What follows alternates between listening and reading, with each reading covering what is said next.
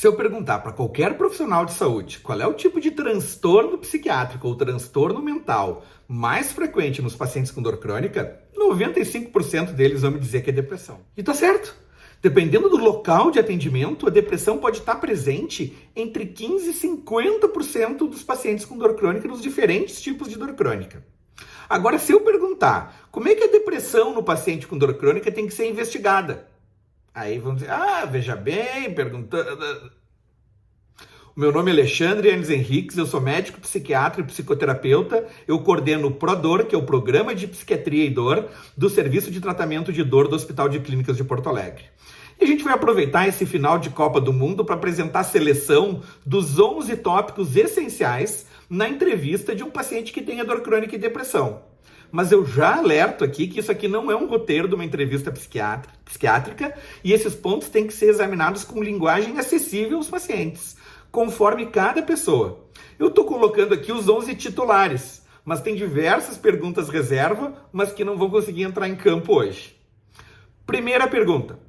Descrever como é que é a depressão. A depressão tem uma série de sintomas para ser diagnosticado, tem uma sintomatologia diferente para cada pessoa. Alguns pacientes começam com tristeza, outros começam com desânimo, outros começam com negativismo, e ver também a intensidade desses sintomas e como é que foi a trajetória de cada um. Então esse é o primeiro aspecto. Segundo ponto, se o paciente já teve pensamentos de morte, pensamentos de suicídio, se ele já chegou a tentar suicídio alguma vez.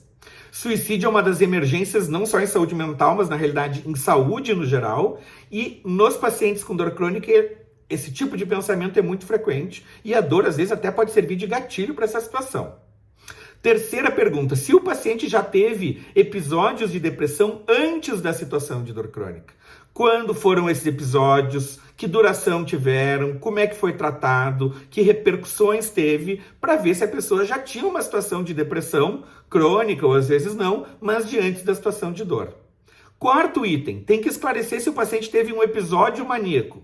Episódio maníaco vai nos ajudar a, na realidade, estabelecer o critério de transtorno bipolar. E tem uma série de critérios, de sintomas para a gente estabelecer. Não adianta perguntar para o paciente, teve um episódio maníaco, né? Mas, enfim, este item tem que ser examinado também. Quinto item, ver se o paciente teve história familiar de depressão, ou seja, algum parente de sangue, parente genético, né, que teve situações de depressão antes. Quem é que está valendo? Irmãos e irmãs, pai e mãe, tio, tias, avós dos dois lados e primos de primeiro grau tem que ser examinado adequadamente. Sexto item da nossa seleção dos 11. Como é que a depressão está influenciando na dor crônica? Como é que a depressão dificulta, piora a situação? A pessoa esquece que tem que ir lá no tratamento ou não tem ânimo para fazer os aspectos de tratamento de dor crônica. E o oposto também. Aí já é o nosso sétimo item, que é como que a dor crônica está influenciando na depressão.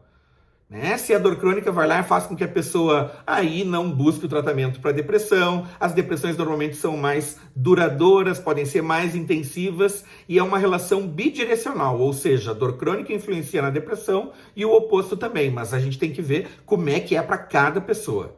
Oitavo item, se no passado, antes da pessoa ter dor crônica, se ela tinha algum outro transtorno mental, algum outro diagnóstico psiquiátrico, além da depressão.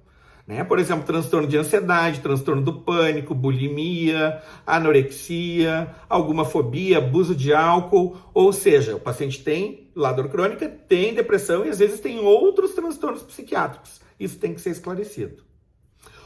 Próximo item, nono. Os antidepressivos, eles são usados para o tratamento da depressão e para outras situações em psiquiatria também, e para alguns tipos de dor, os antidepressivos ajudam no tratamento da dor.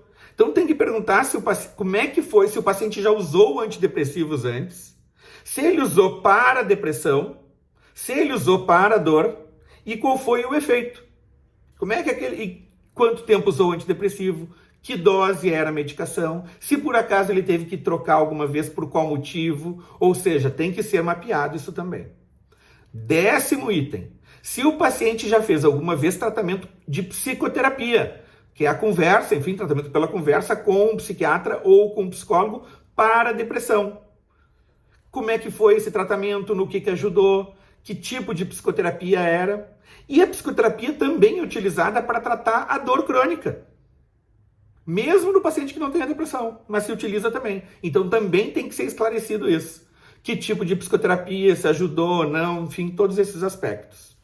E o 11º jogador, 11º item da nossa seleção, que é uma pergunta que a gente sempre faz para os pacientes, é assim: se tem algum aspecto sobre essa ligação depressão-dor crônica que eu não tenha perguntado? Ou se ele gostaria de dar mais algum detalhe dos aspectos que a gente perguntou para poder compreender melhor a situação dele.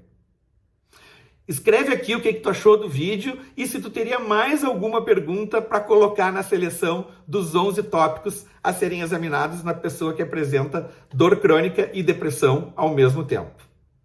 Um abraço e até o próximo vídeo.